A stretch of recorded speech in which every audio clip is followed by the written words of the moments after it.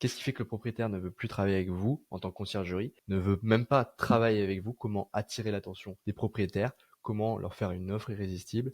Et qu'est-ce qui se passe si le propriétaire, à un moment donné, il veut plus travailler avec vous? Et on va essayer de répondre à un maximum de ces questions. Restez bien jusqu'au bout de la vidéo. Lorsque vous parlez avec un propriétaire, que vous essayez de convaincre, il faut comprendre que personne n'est irremplaçable. Surtout lorsque vous utilisez ce prétexte pour négocier.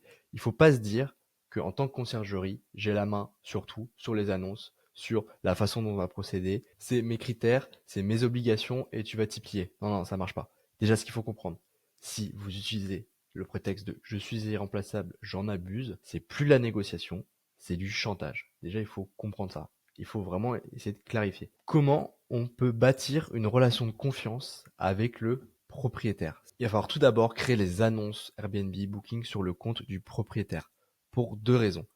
La première, il va y avoir de la preuve sociale. C'est-à-dire qu'en fait, tous les avis positifs qu'il va avoir vont arriver sur son compte. Airbnb le met en avant, c'est-à-dire que plus on a un compte avec des avis, plus on va réserver, plus il y a de la preuve sociale, plus en fait c'est un peu antifragile, si je puis dire. Donc ça va faire de la preuve sociale. Et la preuve sociale ne va pas vers vous, va vers le propriétaire. Deuxième chose, il va y avoir une satisfaction personnelle, forcément. S'il voit ses logements, s'il voit les commentaires arriver sur sa propre personne, ça va lui satisfaire son logement, son ego, et c'est pas péjoratif en disant ça, c'est naturel, ça va lui créer de la dopamine, et ça va lui instaurer un système de confiance entre vous et lui. Donc c'est super important. Et en fait, on commence à créer une base saine, tout d'abord. Ensuite, il y a la partie bancarisation. C'est super important. Il faut que l'argent des annonces du propriétaire arrive sur son compte bancaire. Il a la main sur son compte bancaire et ça, dans un business, c'est ultra important. Tout est une question de flux d'argent. En plus, il a une visibilité sur son business. C'est-à-dire qu'en fait, il peut voir combien ça lui rapporte. Quand il va recevoir les virements, il va recevoir de la dopamine, il va dire OK, ça tourne, c'est bien et tout. Alors qu'en longue durée, il reçoit une fois par mois et encore s'il n'a pas des impayés. Ici, Airbnb, c'est il reçoit l'argent dès qu'un locataire rentre dans le logement. Il va recevoir plein de virements. Et ça, franchement, c'est vraiment hyper intéressant pour la vivacité de son business. Ça va créer de la confiance, ça va créer de la dopamine, du bonheur chez lui. Et c'est ultra important. Le troisième facteur, c'est avoir un contrat clair et explicite dès le départ. Vous aurez beau dire, oui, on se l'est dit de vive voix, il me l'a promis, je l'ai senti, il est confiant, il a l'air sincère. Dans la vie, il faut toujours avoir un contrat clair et explicite. Pensez au contrat de mariage. Vous savez que c'est la femme de votre vie, on ne sait jamais, vous faites un contrat de mariage si ça se passe mal. Pensez à quand vous allez dans la salle de sport. Vous mettez vos affaires dans un casier, vous mettez un cadenas, vous allez faire votre sport, il y a des caméras partout. Dans le vestiaire, à la salle, vous savez qui rentre, qui sort parce qu'il y a du badge, etc.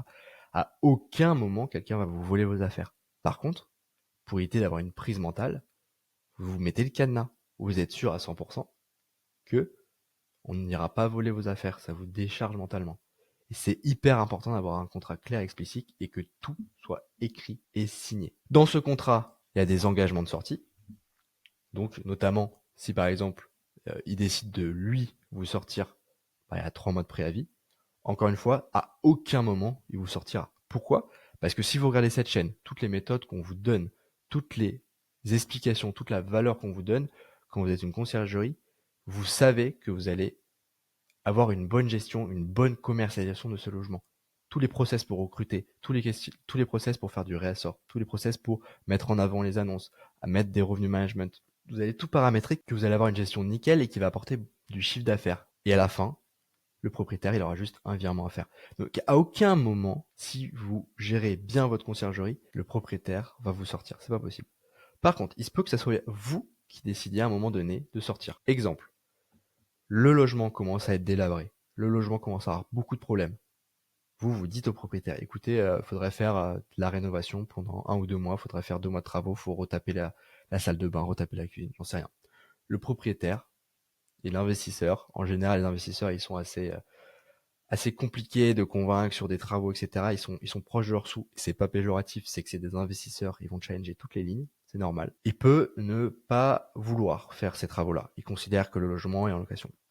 Qu'est-ce qui se passe? En général, vous allez avoir de plus en plus de sinistres, vous allez avoir de plus en plus de problèmes, vous allez avoir une gestion qui va vous prendre un temps fou parce qu'il y a un produit qui est en train de se délabrer, qui est pas bon, et en fin de compte, ok, vous continuez à gagner de l'argent, mais ça risque de réduire parce que les locataires ont un produit qui fait que baisser. C'est, et c'est des choses que vous contrôlez pas, c'est très frustrant. À un moment donné, bah écoutez, je vais arrêter de travailler avec vous parce qu'en fait, ça rentre plus du tout dans mes critères. Le logement n'est plus du tout rentable. Le logement est en train de se délabrer. Et je vous ai dit qu'il fallait faire des travaux, vous ne voulez pas. Il n'y a pas de souci, je suis pas là pour vous mettre le couteau sous la gorge. Je vous ai dit, je vous ai expliqué, vous voulez pas comprendre. Je décide de sortir. C'est possible, c'est le but d'un contrat. On est quand même dans un marché libre, il y a des contrats, il y a des sorties, il y a des clauses de sortie, elles sont là, c'est des fois pour être fait pour être utilisé. Par contre, si c'est vous qui sortez, il faut que vous recherchiez une autre conciergerie pour lui. Une conciergerie qui soit aussi bonne que vous ou meilleure, mais minimum aussi bonne que vous. Il faut garder une très très bonne relation de sortie même avec vos clients. C'est hyper important. Vous pouvez simplement sortir parce que vous décidez de partir de cette ville ou que le bien ne vous correspond plus. Peu importe vos raisons, il faut toujours rechercher une autre conciergerie pour vos propriétaires. C'est hyper important. Et là, vous avez un business sain. Alors qu'est-ce qui se passe? Vous avez ces 3 facteurs. Le premier facteur, créer la preuve sociale et les annonces sur le propriétaire. C'est long terme, c'est-à-dire qu'en fait, sur Airbnb, s'il va vouloir mettre d'autres logements, il aura déjà toute sa preuve sociale et tous ses commentaires en amont. C'est super important. Et ça lui fait une porte de sortie, c'est-à-dire que s'il décide de plus travailler avec vous, il garde son annonce et il peut travailler avec une autre conciergerie. Porte de sortie, relation de confiance, c'est sain.